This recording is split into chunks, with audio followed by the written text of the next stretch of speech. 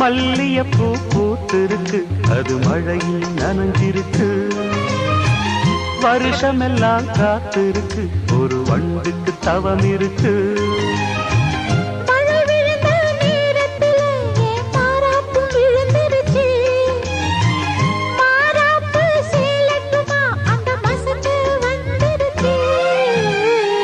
மல்லியப்பூ பூத்திருக்கு, அது மழையில் நனைஞ்சிருக்கு.